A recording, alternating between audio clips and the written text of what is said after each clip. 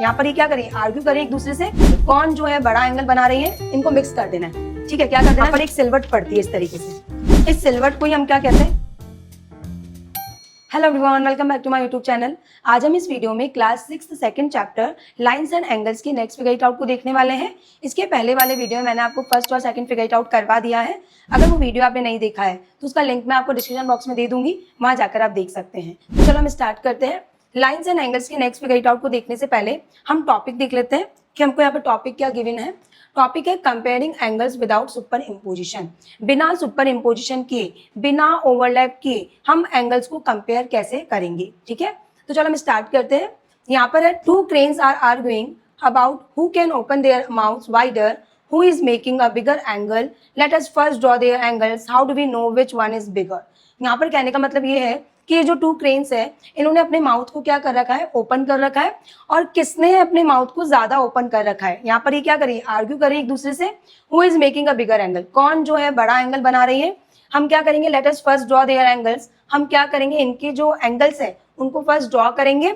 और how do we know which one is bigger, कैसे हम पता करेंगे कि कौन सा एंगल बड़ा है, क्योंकि हमको इसमें सुपर इम्पोजिशन यूज नहीं करना है, हमको एक दूसरे के ऊपर एंगल को ओवरलैप करके नहीं देखना है। ठीक है, जो कि हमने प्रीवियस वीडियो में समझा था कि कैसे सुपर इम्पोजिशन करके हम एंगल को कंपेयर करते हैं। इस वाले में हमको क्या नहीं करना है, इसको सुपर इम्पोजिशन नहीं करना है, ओवरलैप नहीं करना है। ठीक है, नेक्स्ट पिक्चर आपको दे रखी है कि यहाँ पर किस तरीके से इन एंगल्स को हम कंपेयर कर रहे हैं। हमने क्या किया है, एक पेपर लिया है, देन उसके बाद उस पर हमने फर्स्ट वाला जो एंगल है, फर्स्ट वाला जो ये एंगल बन रहा है, इसको हमने यहाँ पर इस पेपर पर ड्रॉ किया है। ठीक है, देन उसके बाद हमने क्या किया है, एक सर्कल वाला, एक ट्रांसपेरेंट सर्कल लिया है जिसको इसके ऊपर हमने रखकर देखा है। क्या करा है हमने, इसके बाद जो इसका सेंटर पॉइंट है उसको हमने इसके वर्टेक्स पे रखा है। जो वर्टेक्स और सेंटर पॉइंट क्या है, एक दूसरे के ऊपर ओवरलैप हो रहा है। देन उसके बाद इस तरीके से इसकी आर्म्स बन रही है, तो हमने यहाँ पर ऐसे मार्क कर लिया बी और ए। ठीक है, समझ में आया आपको। कहने का मतलब ये है कि एक पेपर पर हमने एंगल को बनाया है इसको, देन उसके बाद इसके ऊपर हमने एक ट्रांसपेरेंट सर्कल रखा है जिससे कि हमें जो एंगल है वो दिखाई दे। देन उसके बाद जो एंगल का वर्टेक्स है, ये जो वर्टेक्स है और जो सर्कल का सेंटर पॉइंट है उसको एक के ऊपर एक रखा है। ठीक है, देन उसके बाद ये जो आर्म्स है उस पर हमने इस तरीके से मार्क कर लिया है बी और ए। ठीक है, यहाँ तक आपको समझ में आया, इसको आप रीड कर लेना, इसमें यही बताया गया है आपको। देन उसके बाद हमको क्या करना है, नेक्स्ट पिक्चर में हम नेक्स्ट एंगल लेंगे, ये जो नेक्स्ट एंगल है ये वाला, इस एंगल को लेंगे और ड्रॉ करेंगे। उसके बाद हमने क्या किया, नेक्स्ट पेपर पर हमने इस तरीके से सेकंड वाले एंगल को ड्रॉ किया है और उसी पर सेम जो ये ट्रांसपेरेंट सर्कल था इसको रखा है। तो हमने क्या देखा है कि जो हमने बी पॉइंट और ए पॉइंट मार्क कर रखा था, ठीक है, और यहाँ पर हमने ओ मार्क किया हुआ था, तो इसी का सेंटर पॉइंट यहाँ पर होगा और यही वर्टेक्स हो जाएंगी। तो हम क्या देख रहे हैं कि ये जो वाई वाली आर्म्स है, ये ओ वाई जो आर्म्स है ना, वो इसके पहले आ रही है, इस बी पॉइंट की क्या हो रही है, पहले आ रही है। ठीक है, तो हम यहाँ पर क्या कह सकते हैं कि बी ओ ए जो एंगल कौन सा बी ओ ए है वो ग्रेटर होगा किससे, वाई ओ एक्स से, किससे, एंगल वाई ओ एक्स से। ठीक है, तो आपको समझ में आया। इस तरीके से हमने क्या करा है, यहाँ पर हमने ट्रांसपेरेंट सर्कल को यूज करके कंपेयर किया है कि कौन से वाली क्रेन्स ने अपने माउथ को ज्यादा ओपन कर रखा है। ठीक है, और कौन सा एंगल यहाँ पर बड़ा है। तो हम यहाँ पर देख पा रहे हैं कि ये जो एंगल है, ये इस एंगल से क्या है, बड़ा है। ठीक है, तो इसी तरीके से हमने यहाँ पर बता दिया कि जो बी ओ ए है, क्योंकि ये जो आर्म्स है ये तो क्या हो रही है, एक दूसरे पे ओवरलैप हो रही है, ओ ए और ओ एक्स, लेकिन यहाँ पर हम क्या देख रहे हैं, ये जो आर्म्स है इस बी पॉइंट के पहले आ रही हैं, तो यहाँ पर बी ओ ए जो है वो वाई ओ एक्स से क्या होंगी, बड़ी होंगी। ठीक है, यहाँ पर आपको ये बताया गया है। देन उसके बाद नेक्स्ट आपको जो यहाँ पर टॉपिक है वो है मेकिंग रोटेटिंग आर्म्स। यहाँ पर एक एक्टिविटी आपको गिवन है, क्या कहा गया है हम देख लेते हैं। Let us make rotating arms using 2 paper straw and paper clip by following this steps. यहाँ पर आपको क्या करना है, आपको 2 तो लेनी है, आपको यहाँ पर पेपर स्ट्रॉ लेनी है, देन उसके बाद ये आपको एक पेपर क्लिप लेनी है। सेकेंड स्टेप में आपको क्या कर रखा है, ये जो 2 ये पेपर स्ट्रॉ है इसको इस पेपर क्लिप से क्या कर रखा है, ज्वाइन कर रखा है। और थर्ड में आपको दिख रहा है कि your rotating arms is ready, यहाँ पर रोटेटिंग आर्म्स जो है वो क्या है, रेडी। इस तरीके से आप इसको रोटेट कर सकते हैं।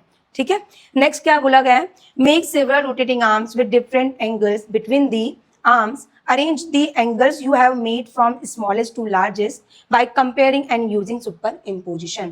यहाँ पर कहने का मतलब ये है कि आपको ऐसे सेवरल रोटेटिंग आर्म्स, बहुत सारी रोटेटिंग आर्म्स बनानी है अलग अलग एंगल्स की, ठीक है, डिफरेंट एंगल्स होने चाहिए, अलग अलग एंगल्स की आपको रोटेटिंग आर्म्स बनानी है और उनको कंपेयर करना है। किसको यूज करके? आप सुपर इम्पोजिशन का यूज कर सकते हैं। एक दूसरे के ऊपर आप रख कर, ओवरलैप कर कर देख सकते हैं कि कौन सा जो एंगल है वो स्मॉलर है, कौन सा एंगल जो है वो छोटा है और कौन सा एंगल बड़ा है, ठीक है। इस तरीके से आप कंपेयर कर सकते हैं। नेक्स्ट आपको बोल रहा है पासिंग थ्रू अ स्लिट। यहाँ पर आप जो एक्टिविटी आपको गिवन है वो हम देख लेते हैं। देखिए, फर्स्ट आपको क्या करना था, 2 पेपर स्ट्रॉ लेनी थी, देन उसके बाद एक पेपर क्लिप लेनी थी, उसके बाद आपको इस तरीके से इसको ज्वाइन करना था। यहाँ पर आपको रोटेटिंग आर्म्स आपकी रेडी हुई भी मिली थी, ठीक है, यहाँ पर रेडी हो गई rotating arms.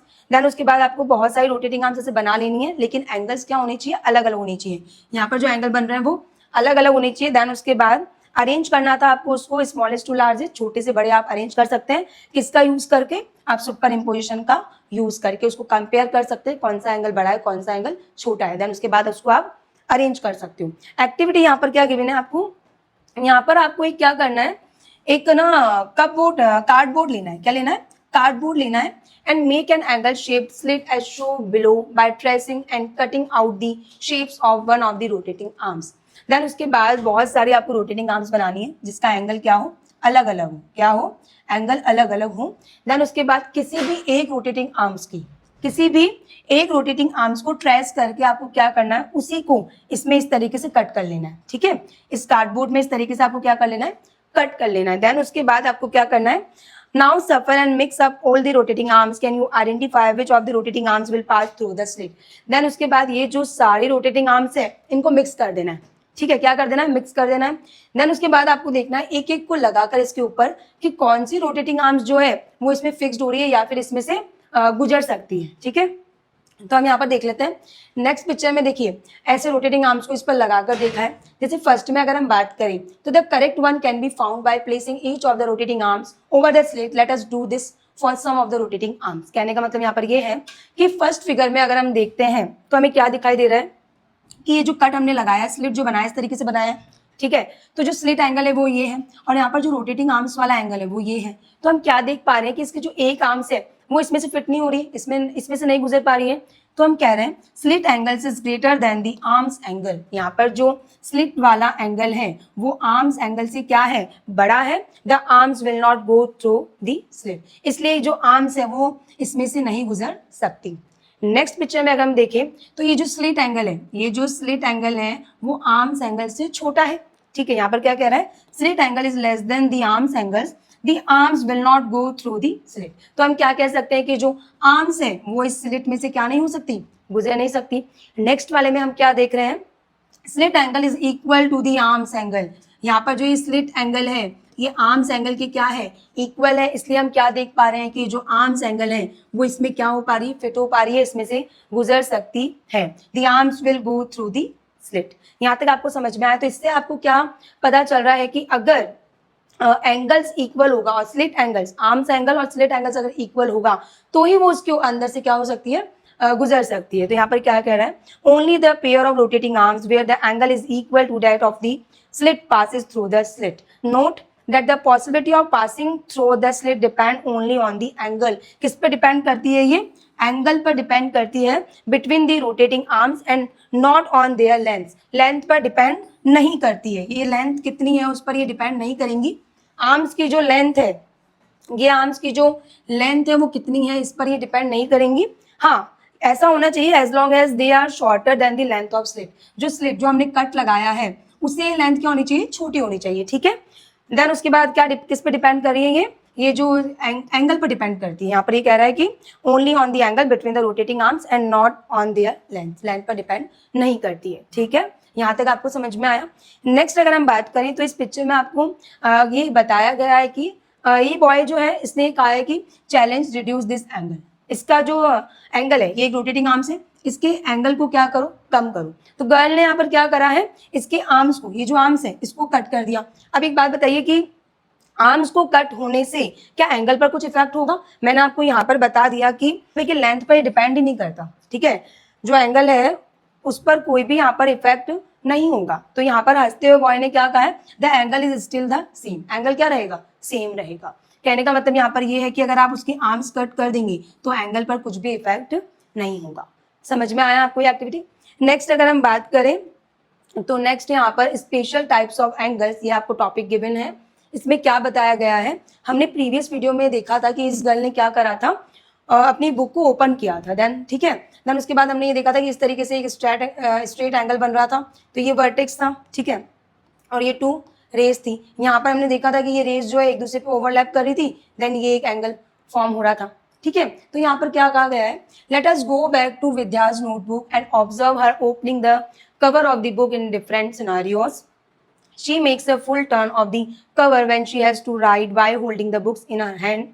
She makes a half turn of the cover when she has to open it on her table. जब यहाँ पर ये open कर रही है तो क्या कर रही है, half turn कर रही है.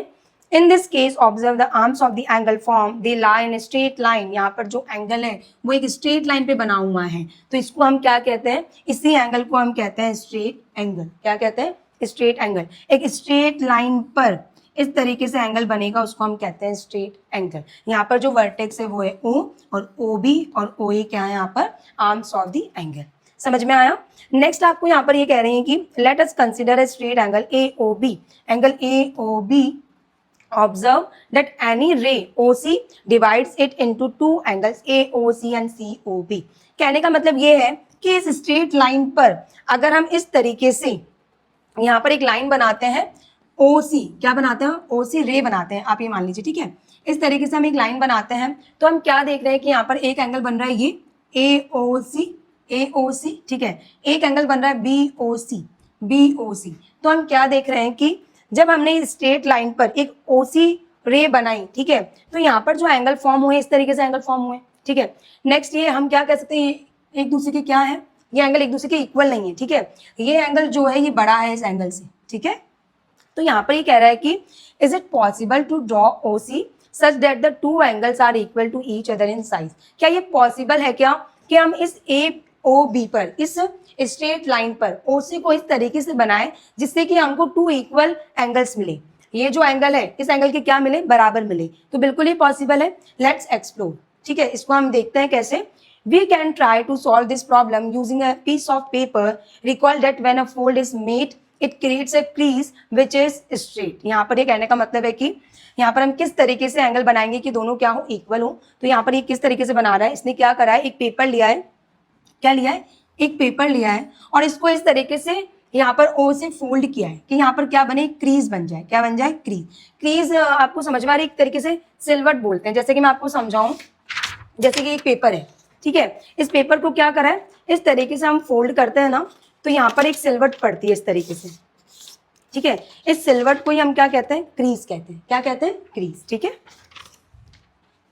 तो यहाँ पर क्या है, take a rectangular piece of paper, एक पेपर लेंगे हम ऐसे rectangular piece of paper, and on one of its sides mark the straight angle AOB। इस तरीके से हम इसको मार्क कर देंगे, ठीक है, ये स्ट्रेट एंगल हो जाएगा इस तरीके से।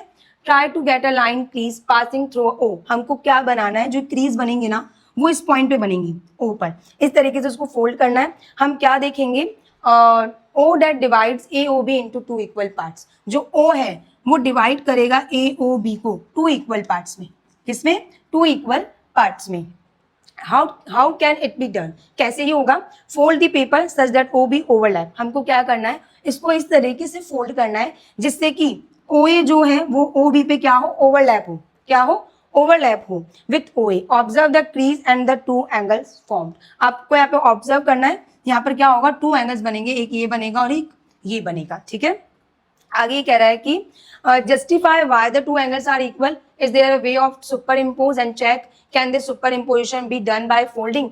Each of these equal angles formed are called right angles. So a straight angle contain 2 right angles. हम क्या कर रहे हैं कि हमने इसको इस तरीके से देखा है कि ये सुपर इम्पोजिशन हुआ है, एक दूसरे पे ओवरलैप हुआ है, तो हम कंपैरिजन कर सकते हैं कि एंगल क्या है, 90 डिग्री बन रहे हैं, यहाँ पे कितने बन रहे हैं, 90 डिग्री राइट एंगल बन रहे हैं। तो हम क्या कह सकते हैं कि जो एक स्ट्रेट एंगल है, ये जो एक स्ट्रेट एंगल है ये कंटेन करता है 2 राइट एंगल्स को, इनको 2 राइट एंगल्स को, ठीक है। यहाँ पे बोला contain 2 right angles. Next, if a straight angle is formed by half of full turn, how much of a full turn will form a right angle. यहाँ पर ये कह रहा है कि जैसे कि मानिए आपकी एक ये होता है 360 का टर्न, ठीक है।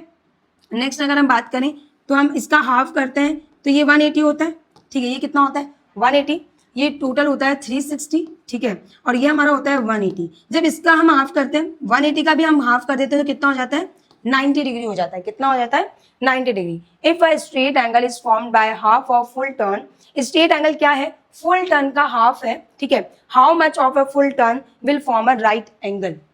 तो यहाँ पर ये कहना चाह रहा है कि फुल टर्न का कितना, जो ये राइट एंगल है कितना भाग है, कौन सा भाग है, तो हम कह सकते हैं कि ये क्या है, क्वार्टर है, ये कह सकते हैं कि चौथा भाग है, कह सकते हैं इसको, क्योंकि 90 देन ये 90, ये 90 और ये 90, तो हम क्या कह सकते हैं कि चौथा हिस्सा है किसका, टोटल फुल एंगल का, ठीक है। नेक्स्ट कह रहा है observe that the right angle resemble the shape of an L. Obviously जो राइट एंगल फॉर्म हो रहा है, ये जो राइट एंगल फॉर्म हो रहा है ये एल की शेप में है, ठीक है। नेक्स्ट यहाँ पर अगर बात करें, an angle is right angle only if it exactly half of a straight angle. एक एंगल जो होगा राइट एंगल होगा कब, जब वो स्ट्रेट एंगल का क्या होगा, स्ट्रेट एंगल का क्या होगा, हाफ होगा। Two lines that meet at right angle, ये जो टू लाइन्स है इस तरीके से मिलती है यहाँ पर, ठीक है, ये जो टू लाइन्स है इस तरीके से यहाँ पर मिलती है, उसको हम क्या कहते हैं, that meet at right angles are called perpendicular lines. कौन सी लाइन्स कहते हैं इसको, परपेंडिकुलर लाइन, ठीक है। और यहाँ पर हमारी क्या बनते हैं, राइट एंगल्स बनते हैं, ठीक है। इस लाइन को हम क्या कहते हैं, परपेंडिकुलर लाइन। समझ में आया। एक बार इस पिक्चर को आप देखना, why shouldn't you argue with 90s angle, क्यों आपको 90s एंगल मतलब 90 एंगल के साथ में आर्ग्यू नहीं करना चाहिए, क्यों नहीं करना चाहिए, तो यहाँ पर हंसते हुए इस ग्रीन वाले ने क्या बोला है, because they are always right, क्योंकि वो हमेशा राइट होते हैं।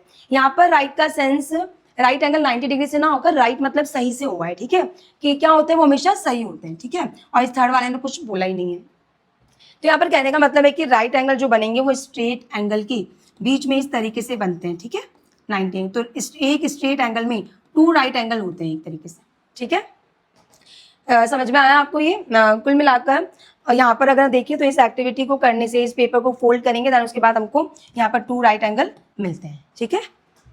नेक्स्ट अगर हम बात करें फिगर इट आउट की, जो कि पेज नंबर 29 पर आपको गिवन है, इसका फर्स्ट क्वेश्चन क्या कह रहा है, फर्स्ट क्वेश्चन कह रहा है how many right angle do the windows of your classroom contain, do you see other right angles in your classroom.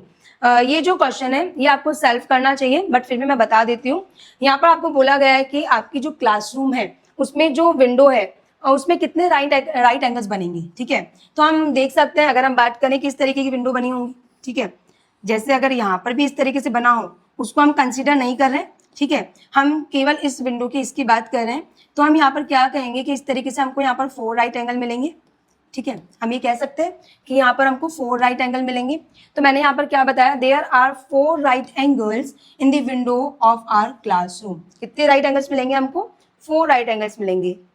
Next ये बोला do you see other right angles in your classroom, क्या आप और ऐसे object देख पा रहे हैं जहाँ पर आपको राइट एंगल्स मिलेंगे। तो बिल्कुल हम देख सकते हैं, जैसे अगर हम बात करें क्लासरूम में टेबल्स की, तो टेबल से भी हमको राइट एंगल्स मिल सकते हैं, चेयर्स में मिलते हैं, देन व्हाइट बोर्ड में मिलते हैं। व्हाइट बोर्ड इस तरीके से बना होता है, ठीक है, उसमें भी क्या बनते हैं, यहाँ पर राइट एंगल्स बनते हैं इस तरीके से, ठीक है। तो यहाँ पर मैंने आपको एग्जाम्पल्स क्या दिए, we also find right angles in other object around the classroom such as tables, chairs and whiteboards. समझ में आया आपको ये क्वेश्चन। तो आपको इस क्वेश्चन में ऐसे यही करना है। नेक्स्ट अगर हम बात करते हैं सेकंड क्वेश्चन की, तो सेकंड क्वेश्चन में क्या कहा गया है, join a two other grid points in the figure by a straight line to get a straight angle. आपको इन पॉइंट्स को, आपको क्या करना है, इन पॉइंट्स को इस तरीके से आगे ज्वाइन करना है इन पॉइंट से कि आपको स्ट्रेट लाइन बनानी है। क्या बनानी है, स्ट्रेट लाइन टू गेट है, ताकि आपको क्या मिले, स्ट्रेट एंगल मिले। क्या मिले, स्ट्रेट एंगल। तो यहाँ पर अगर हम बात करें तो हम इसको इस तरीके से आगे एक्सटेंड कर देंगे, ठीक है, इस तरीके से हम आगे क्या कर सकते हैं, एक्सटेंड कर देंगे, इसको हम नाम दे देंगे सी। तो यहाँ पर हमको एक स्ट्रेट एंगल मिल जाएगा, ठीक है। नेक्स्ट इस पिक्चर में देखने से पहले हम देख लेते हैं what are all the different way of doing it. और डिफरेंट वे यहाँ पर क्या हो सकते हैं, तो हम ऐसे भी कर सकते हैं, देखिए इस पॉइंट को हम यहाँ तक बढ़ाकर भी कह सकते हैं, यहाँ तक एक्सटेंड करके हम कह सकते हैं यहाँ पर एक राइट एंगल बनेगा, ठीक है। इस पॉइंट को यहाँ तक एक्सटेंड करके हम कह सकते हैं कि राइट एंगल बनेगा, ठीक है। देन इस पिक्चर में अगर हम देखें तो इसको हम स्ट्रेट लाइन बनाएंगे, इस तरीके से एक सीधी रेखा बनेगी, ठीक है, इसको हम नाम दे देते हैं P। तो इस तरीके से यहाँ पर एक स्ट्रेट एंगल बन जाएगा, ठीक है। तो आपको इस क्वेश्चन में इतना ही करना है। नेक्स्ट क्वेश्चन हम देख लेते हैं। नेक्स्ट थर्ड क्वेश्चन क्या कह रहा है, now join a two other grid points in the figure by a straight line to get a right angle. आपको क्या करना है, ए को इस तरीके से आगे एक्सटेंड करना है कि यहाँ पर एक स्ट्रेट लाइन बनानी है ताकि आपको राइट एंगल्स मिले ए पॉइंट पर, ठीक है। What are all the different way of doing it, different way क्या हो सकते हैं इसको करने के। तो हमको क्या करना है, इसका आपको हिंट दे रखा है कि इस तरीके से भी आप कर सकते हैं। Extend the line further as show in the figure blue to get a right angle at A. यहाँ पर आपको क्या मिलेगा, इस तरीके से आपको लाइन को एक्सटेंड करना है, यहाँ पर आपको राइट एंगल मिलेगा, इस तरीके से आप लाइन बनाएंगे तो यहाँ पर इस तरीके से, ठीक है। तो जो एंगल होगा वो क्या, जैसे मान ली क्यू और पी, इसको नाम दे देती हूँ, तो क्यू ए पी एक राइट एंगल हो जाएगा और एक ए बी ए पी हो जाएगा, ठीक है। तो हमको क्या करना है, यहाँ पर अगर हम देखें तो ए को हम इस तरीके से एक्सटेंड कर लेंगे, ठीक है, इसको हमने नाम दे दिया जैसे सी, ठीक है। देन उसके बाद हमको क्या करना है, ए पर राइट एंगल बनाएंगे तो इस तरीके से हम लाइन बनाएंगे, ठीक है। तो यहाँ पर एक राइट एंगल बनेगा और एक यहाँ पर बनेगा, ठीक है, इसको नाम दे दो पी और क्यू, ठीक है। नेक्स्ट अगर इसमें बात करें तो इसको हम इस तरीके से एक्सटेंड करेंगे, ठीक है, इसको हम नाम दे देते हैं डी। देन उसके बाद इस तरीके से हम लाइन बनाएंगे तो ए पर क्या बनेगा, राइट एंगल बनेगा यहाँ पर इस तरीके से, ठीक है, इसको नाम दे देते हैं एस पी। तो यहाँ पर क्या हो जाएगा, एस ए बी एक राइट एंगल हो जाएगा और एक B A P right angle हो जाएगा, ठीक है, समझ में आया थर्ड क्वेश्चन। नेक्स्ट अगर हम बात करें फोर्थ क्वेश्चन की, तो फोर्थ क्वेश्चन क्या कह रहा है, get a slanting crease on the paper, now try to get another crease that is perpendicular to the slanting crease. I मैंने आपको बताया क्रीज मीन्स होगा जैसे कि हम अगर बात करें कि जो सिलवट पड़ जाती है, ठीक है। तो यहाँ पर कह रहा है स्लैंटिंग क्रीज बनानी है, इस तरीके से आपको एक तिरछी क्रीज बनानी है, देन उसके बाद पेपर पे बनानी है। Then now try to get another crease that is perpendicular, इसके परपेंडिकुलर आपको इस तरीके से एक और क्रीज बनानी है, ठीक है, स्लैंटिंग क्रीज के परपेंडिकुलर। तो हम क्या देख रहे हैं कि हमको यहाँ पर क्या दिखाई दे रहा है कि 4 राइट एंगल बन रहा है, ठीक है। ये जो हो जाएंगे कौन सी हो जाएंगी, स्लैंटिंग क्रीज, और ये कौन सी हो जाएंगी, परपेंडिकुलर,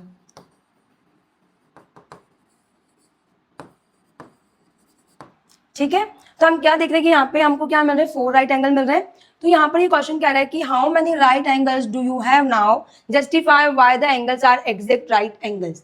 आपको बताना है कि कितने राइट एंगल आपको यहाँ पे मिलते हैं और आपको जस्टिफाई भी करना है कि क्यों एंगल्स एग्जैक्ट राइट एंगल्स हैं।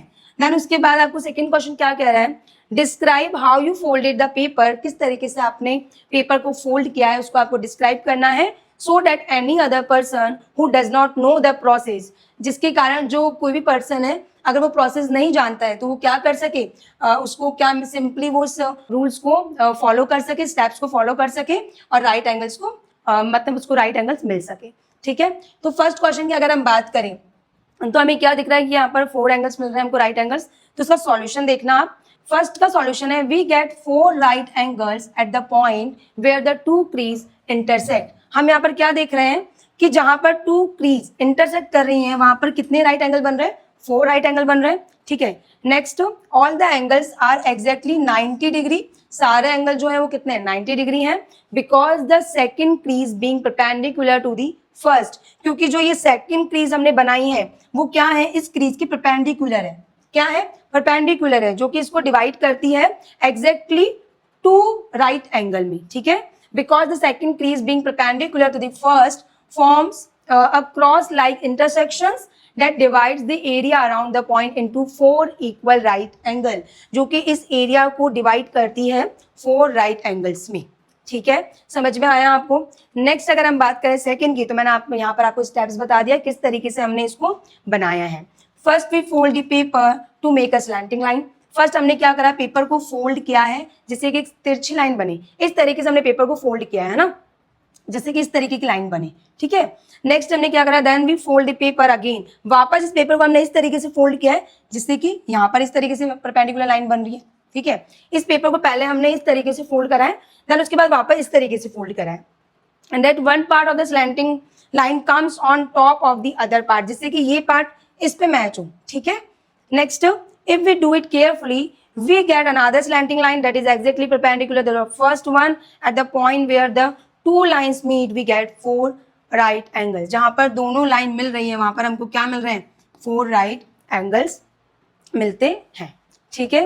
समझ में आया है आपको यहाँ पर किस तरीके से हमको क्या करना है, यहाँ पर स्टेप्स बता देना है, ठीक है। तो हमारा ये फिगर इट आउट जो पेज नंबर 29 पर था ये कंप्लीट हो चुका है। इसमें 4 क्वेश्चन थे। नेक्स्ट हम अगर टॉपिक की बात करें तो नेक्स्ट टॉपिक क्या है, नेक्स्ट टॉपिक हम देख लेते हैं। नेक्स्ट टॉपिक हमारा है क्लासीफाइंग एंगल्स, एंगल्स को क्लासीफाई करना, ठीक है। अगर हम बात करें एंगल्स के टाइप्स की तो कौन से एंगल्स हो जाएंगे यहाँ पर, राइट एंगल्स, ठीक है, acute angle, obtuse angle, straight angle. तो यहाँ पर क्या कह रहा है, classifying angles, angles are classified in 3 groups as show below. Right angles are show in the second group. यहाँ पर जो ये सेकेंड ग्रुप है ये किसका है, राइट एंगल्स का है। किसका है, राइट एंगल्स का है, ठीक है। Next what could be the common features of other 2 group. In 2 group में क्या कॉमन फीचर्स है, आगे हम रीड करते हैं। आगे हम देखें तो in the first group all angles are less than a right angle और in other words less than quarter turn, ठीक है। यहाँ पर ये कहने का मतलब ये है कि जो ये वाला ग्रुप है ये क्या है, राइट एंगल्स का है। और ये जो ग्रुप है इस ग्रुप में सारे एंगल्स कौन से हैं, अक्यूट एंगल्स हैं। कौन से एंगल्स हैं, अक्यूट एंगल्स। और ये जो सारे एंगल्स है वो है ऑब्ट्यूज एंगल। कौन सा एंगल्स है, ऑब्ट्यूज एंगल। तो यहाँ पर ये कह रहा है कि देखो राइट एंगल्स तो क्या है 90 डिग्री, ठीक है। यहाँ पर एक्यूट एंगल्स क्या है, less than 90 degree, more than 0 degree. यहाँ पर जो ऑब्ट्यूज एंगल है वो 90 डिग्री से ज्यादा, 180 डिग्री से कम। तो इसमें कॉमन बात ये है कि राइट एंगल से ये सारे क्या है, छोटे हैं, और राइट एंगल से ये सारे क्या है, बड़े हैं, ठीक है। तो यहाँ पर ये कह रहा है कि first group all angles are less than right angle, less than right angle, या फिर हम कह सकते हैं कि quarter turn, less than quarter turn. Such angles are called acute angle, ठीक है।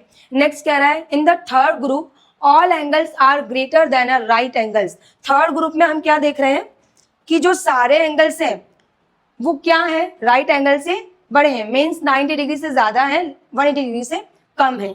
तो इनको हम क्या कह रहे हैं यहाँ पर, right angles, but less than the straight angle. Straight angle से क्या है, कम है। The turning is more than a quarter turn, quarter turn से क्या है, ज्यादा है।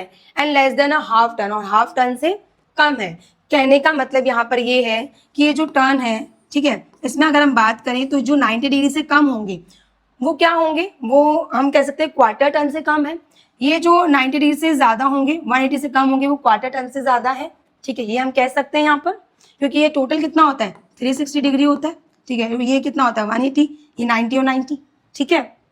तो यहाँ पर ये कहना चाह रहा है कुल मिलाकर कि एक्यूट एंगल्स जो होंगे वो more than 0 degree and 90 degree, less than 90 degree, ठीक है। और जो ऑब्ट्यूज एंगल होंगे वो more than 90 degree and less than 180 degree, ठीक है। नेक्स्ट अगर हम बात करें तो आपको फिगर इट आउट गिवन है यहाँ पर, identify acute, right, obtuse and straight angle in the previous figure. ये जो आपको यहाँ पर फिगर गिवन है इसमें आप बताएं कौन से राइट एंगल है, कौन से ऑब्ट्यूज एंगल है, कौन से एक्यूट एंगल है, कौन से स्ट्रेट एंगल है। तो देखिए स्ट्रेट एंगल तो इसमें है नहीं। यहाँ पर अगर बात करें बीच वाले इन सारे एंगल्स की तो एक क्या बना रहे हैं, सारे 90 बना रहे हैं, ठीक है। तो ये कौन से हैं, ये राइट एंगल्स हैं। ये सारे जो है 90 डिग्री से छोटे हैं तो ये कौन से हैं, एक्यूट एंगल्स है। ये सारे 90 डिग्री से क्या है, बड़े हैं, और 180 डिग्री से छोटे हैं तो ये सारे कौन से हैं, ऑब्ट्यूज एंगल हैं। तो यहाँ पर हमने यहाँ पर क्लासीफाई इसको कर दिया है। फर्स्ट वाले ग्रुप में सारे हैं एक्यूट एंगल्स, सेकेंड वाले ग्रुप में सारे राइट एंगल्स, और थर्ड वाले ग्रुप में सारे ऑब्ट्यूज एंगल, ठीक है। नेक्स्ट अगर हम बात करें सेकंड क्वेश्चन की तो सेकंड क्वेश्चन क्या कह रहा है, make a few acute angles and few obtuse angle, draw them in different orientations.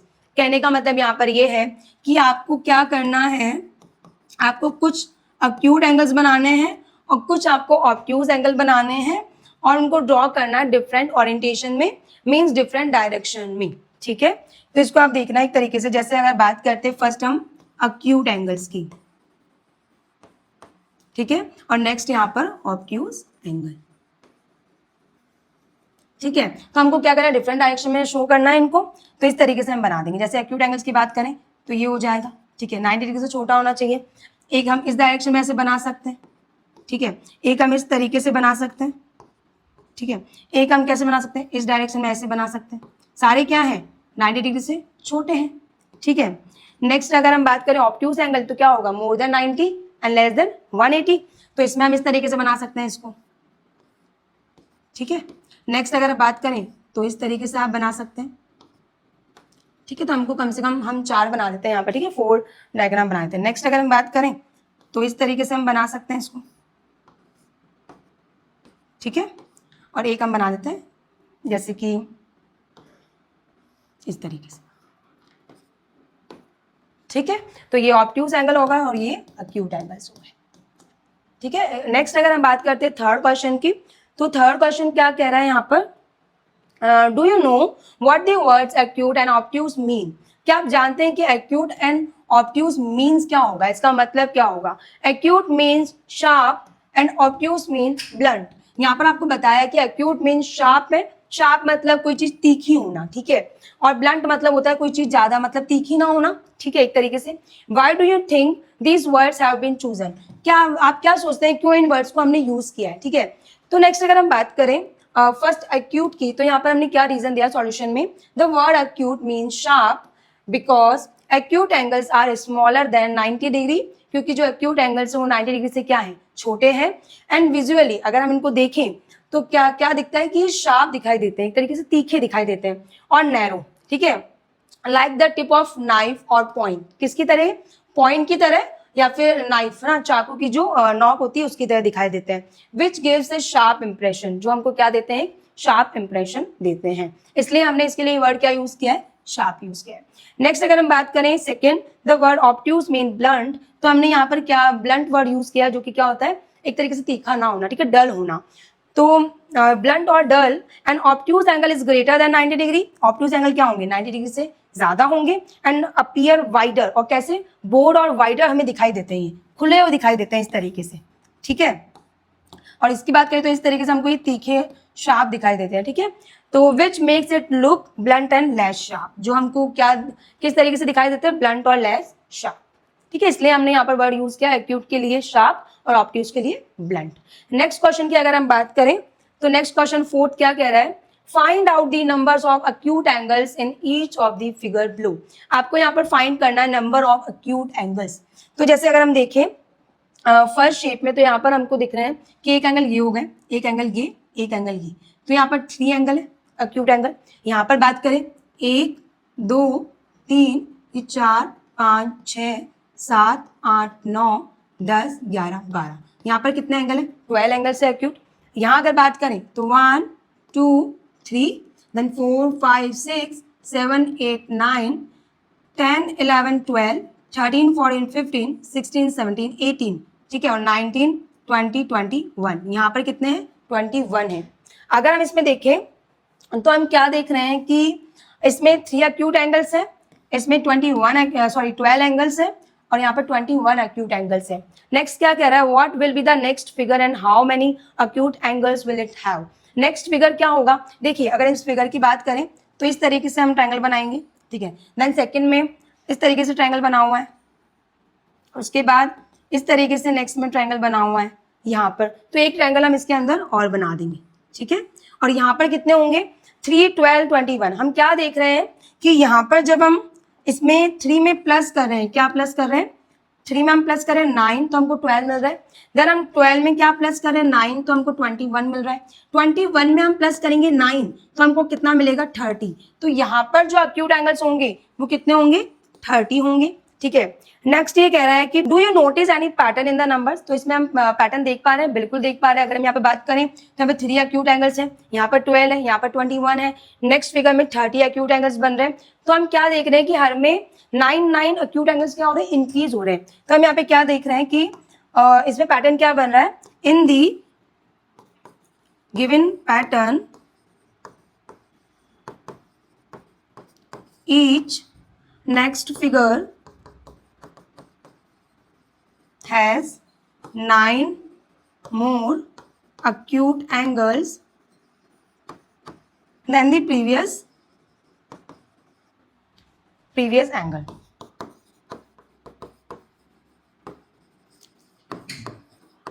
ठीक है, अगर नेक्स्ट फिगर में क्या हो रहा है, 9 acute angles और क्या होते जा रहे हैं, ऐड होते जा रहे हैं, ठीक है। तो यहाँ पर ये क्वेश्चन आपको समझ में आया, क्या करना है आपको, काउंट करने हैं इसमें एक्यूट एंगल्स, नेक्स्ट फिगर आपको बना देना है और उसके बाद आपको पैटर्न बता देना है कि इसमें पैटर्न क्या है, ठीक है। तो यहाँ पर अगर हम बात करें, फोर्थ क्वेश्चन हमारा कंप्लीट हो गया है और ये फिगर इट आउट भी इसके साथ में हमारा क्या हो गया, कंप्लीट हो चुका है।